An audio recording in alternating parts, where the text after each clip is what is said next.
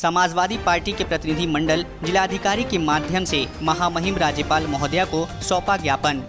बता दें कि समाजवादी पार्टी के प्रतिनिधि मंडल जिलाधिकारी के माध्यम से महामहिम राज्यपाल महोदया को ज्ञापन दिया तथा समाधान की अपेक्षा किया। बता दें कि गेहूं क्रय केंद्रों पर कर्मचारियों व बिचौलियों की मिलीभगत से किसानों की गेहूं की तौल नहीं हो सकी। किसान अपना गेहूं औने पौने दाम पर बेचने पर मजबूर हो गया है। किसानों को लागत से भी कम मूल्य पर गेहूं बेचना पड़ा। सरकार का ध्यान केवल चुनावों तक ही रह गया। किसानों, गरीबों, मजदूरों की समस्या से कोई सरोकार नहीं रह गया है। बता दें कि वहीं हवलदार यादव जिलाध्यक्ष ने बताया कि चीनी मिल सठियाओं के गन्ना किसानों का करीब 78 करोड़ रुपए बकाया है। किसान परेशान हैं, परिवार का भरण पोषण नहीं हो पा रहा है। उन्होंने बताया कि पेट्रोलियम के दामों में बेतहाशा वृद्धि है। आम आदमी से लेकर किसान तक परेशान हैं। खेती महंगी होती जा रही है। सरकार को कोई चिंता नहीं है।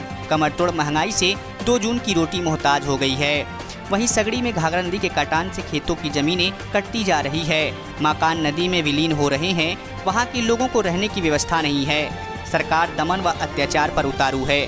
लोकतंत्र को लाठी तंत्र बनाकर मशीनरी का दुरुपयोग कर रहे हैं। जिला पंचायतों में पर्चा दाखिला करने से रोका गया। आजमगढ़ से शैलेंद्र शर्मा की रिपोर्ट। देखिए, इधर सरकार चुनाव में ज़बरदस्ती लूटपाट कर रही है, लोगों को पर्चे नहीं दाखिल करने दे रही है, वो चुनाव में व्यस्त है। लेकिन किसानों का जो गेहूं था, वह गेहूं क्रय केंद्रों पर जो सरकारी रेट में जाना था, वह गेहूं बिक ही नहीं पा रहा है। बिचौलिए और क्रय केंद्रों के जो अधिकारी हैं, जिले के प्रशासन ने मिल करके जिस तरह से किसानों के गेहूं की लूट हुई है, औने पौने दाम पर 1400-1500 रुपये में किसान गेहूँ बेचने पर मजबूर हुआ है। इसमें हम लोगों की मांग है कि उनके खिलाफ कार्रवाई की जाए और जिनका गेहूं अभी बाकी रह गया है उनका गेहूं खरीदा जाए। तो अधिकारी क्या आश्वासन मिला आपको? वो कह रहे हैं कि हम कराएंगे। और इसके बाद यह चीनी गन्ना मिल का 70 करोड़ रुपया बकाया है। किसान उससे परेशान है। वह बकाया मूल्य दिलाने की बात हम लोगों ने किया। अगर नहीं दिया जाएगा तो आने वाले दिनों में आंदोलन, धरना प्रदर्शन होगा। तीसरी मांग हमारा घाघरा नदी में कटान हो रही है। वहाँ ज़मीनें ख़त्म हो जा रही है। जो खेती की ज़मीनें थे, घर विलीन हो गए।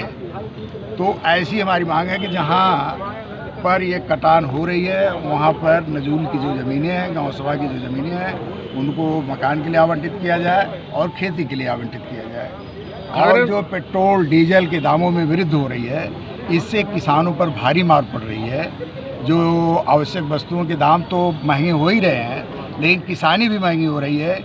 इन परिस्थितियों में हमारी मांग है कि ये डीजल पेट्रोल के दामों पर रोक लगाई जाए और उसको कम किया जाए।